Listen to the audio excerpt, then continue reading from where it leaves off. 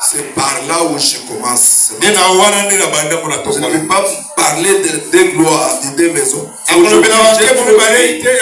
Avec la gloire qui n'est pas parmi ces deux gloires. Pour bien arriver là-bas, commençons d'abord à la première gloire que moi je vais te dire. Soyons debout. On nous lit Nombre chapitre 22. Le lecteur va commencer sa lecture du 6e jusqu'au 12e verset. Nombre le chapitre 22, 6 à 12. Vous irez tous les deux chapitres 22, 23, mais nous choisissons quelques versets pour vous. Nombre le chapitre 22, le verset 6. Viens. 6, des 6 au 12e. Le 6 au 12e verset. Rapidement, s'il vous plaît. Viens, je te prie. Maudis-moi ce peuple, car il est plus puissant que moi. Il est comment? Il est plus puissant que moi. Peut-être ainsi pourrais-je les battre et les chasserai-je du pays. Car je sais que celui que tu bénis est béni.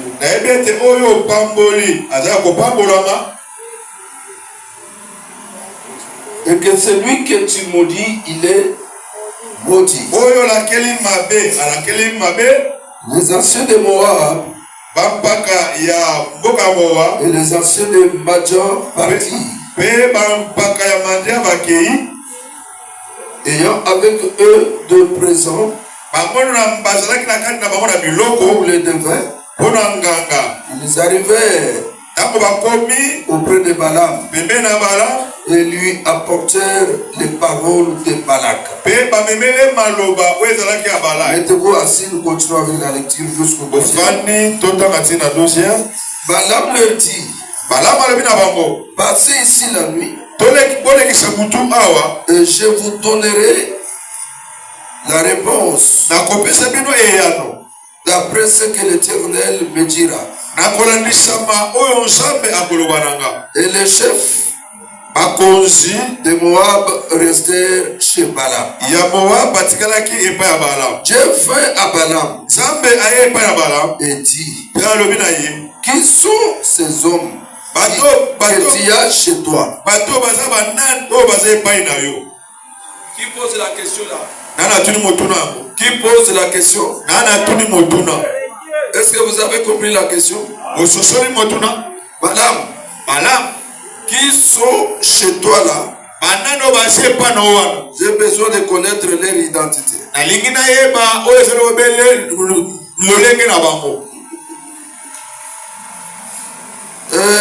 Balaam répondit à Dieu. Balak, fils de Zippor,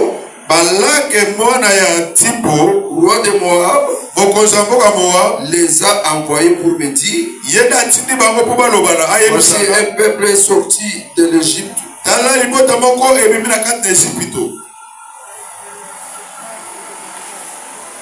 Et il couvre la surface de la terre. Il m'a dit, viens, donc, maudis-les pour être peut-être ainsi. Pourrais-je les combattre? Et les chasserai-je? Dieu répond à Balaam. Dieu dit à Balaam, tu n'iras point avec eux. Tu ne maudiras point ce peuple. Pourquoi? Car il est bé. Tu ne maudiras pas ce peuple. Car il est déjà bé. Une seule personne ne peut pas bénéficier de la bénédiction.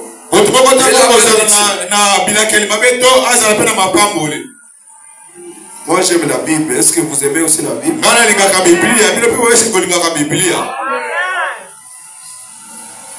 Si vous vous fâchez quand je lis la Bible là, allez suivre les mondiaux.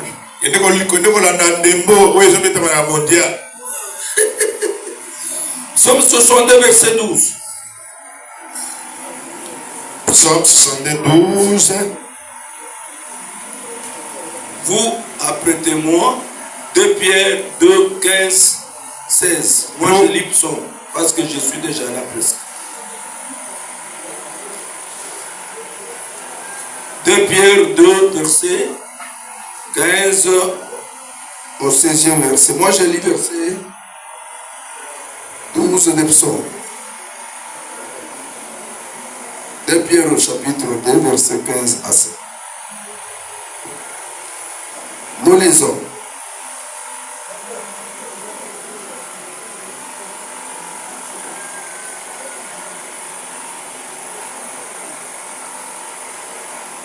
Dieu a parlé une fois. Zambe alobi mbala moko. 2 fois j'ai entendu ceci. Mbala mibale nayoki boye. C'est que la force est à Dieu. Zokande makasi eza epai na nzambe. 2 Pierre. Après avoir quitté le droit chemin, Sima ya kolongwa na nzela malamu. se sont déclarés en suivant la voie de Balaam, Bango bapengwaki na kolanda nzela ya Balamu. fils de Bassor, Mwana na Basor. qui aima les salaires de l'iniquité, Oyo azwaka lifuti ya ndo. et qui fit repris pour sa transgression, Oyo bazwaki mpona mabunga na ye. il en est ce muette, Na oyo ezali obele mwana mpunda oyo alobaka te. faisant entendre une voix d'homme, Pe na kati na ye ayoki mongongo ya moto. arrêta la démence du prophète. Pe na kokanga ozali mongongo ya kelelo.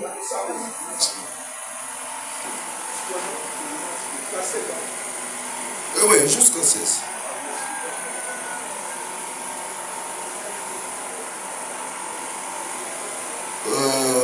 Philippiens chapitre 2, verset 3. Philippiens chapitre 2, verset 3. Est-ce qu'il y a quelqu'un qui écrit? Philippiens chapitre 2, verset 3. Philippiens chapitre 2, verset 3. Ne faites rien par esprit de parti ou par vaine gloire. Kosalelo komoko te na koluka ozali lokumu ya mabe, mais que l'humilité kasi komikitisa vous fasse regarder les autres comme esala kolakisa oyo bamosusu lokola étant au-dessus de bazali likolo na yo. Seigneur, commence avec nous ce message. Koloba nde liloba na biso mateya oyo. C'est ta parole, ce n'est pas ma parole. Eza nde liloba na yo, eza liloba na ngai te. Aide-moi, je te dis à la fin. Sunganga bande bandeli zina na suka na nzela nguya na yo. Au nom de Jésus. Na kombo na Yesu. Amen. Amen. Je vous ai fait lire beaucoup de versets Atangisi bino ba mika pour que vous parveniez à comprendre. ete boleka na kososola. L'Église a perdu sa force aujourd'hui Ekelesia ebungisi makasi na yango. parce que l'Église, à la place de la Bible, l'Église a remplacé beaucoup d'histoires. Po ete na kati na esika ya Bible na ekelesia ezokisi etie makambo ebele. Rares sont ceux qui lisent la Bible. Eza baza moke batanga la Bible.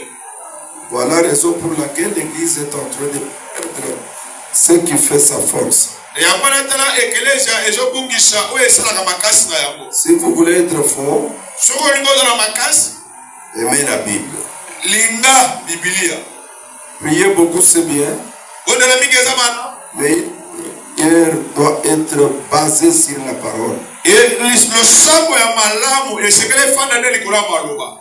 Une semaine de grands enseignements. Toza na poche mobimba ya malakisi. Quand on m'a donné ce jour, j'ai compris que l'Église aime la parole. Tango apesinga mikolo oyo nasenga mona ete ekelesia À elingaka. côté de bloc-notes, des Bibles, nous lisons ensemble. Si je suis votre prédicateur aujourd'hui, c'est grâce à ma mère. Avant de dormir, elle me faisait lire la Bible. Je ne savais pas que c'est Dieu qui préparait mon destin. Il ne faut pas négliger la Bible. Faites lire la Bible dans la famille. Vous préparez quelque chose dans la famille.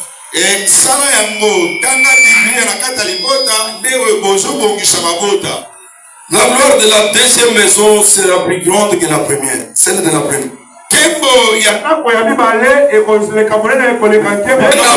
deux gloires là, il y a une autre gloire. Que je...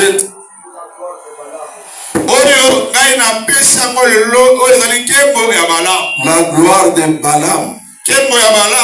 Balaam, tantôt appelé devin. Tantôt appelé prophète. L'homme a double identité.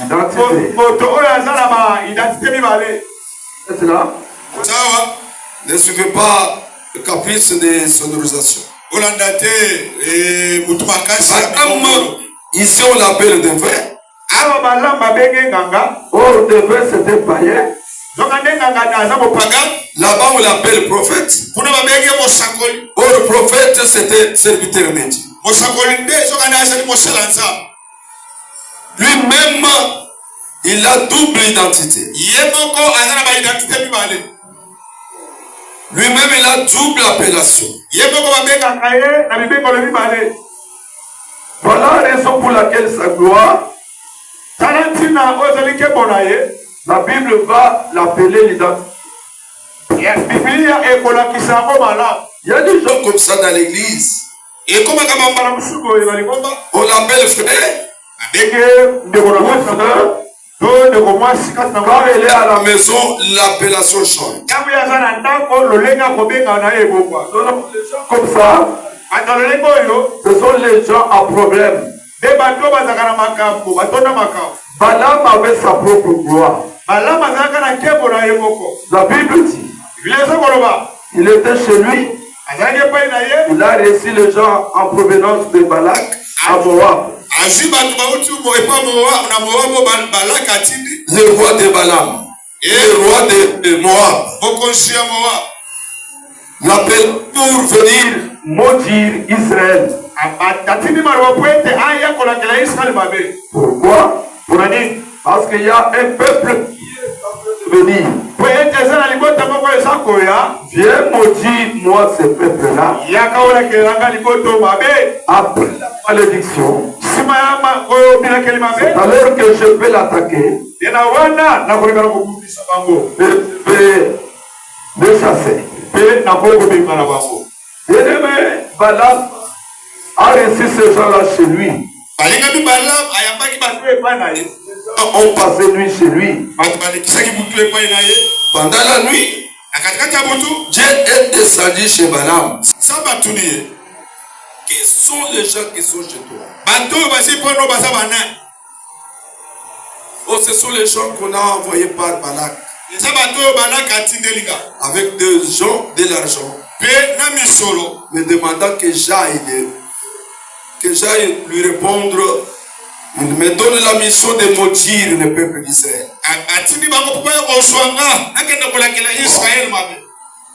Moi, je fais sortir Israël de l'Égypte. Toi, tu reçois les gens qui t'appellent pour aller maudire les peuples que moi, j'ai délivré de l'Égypte.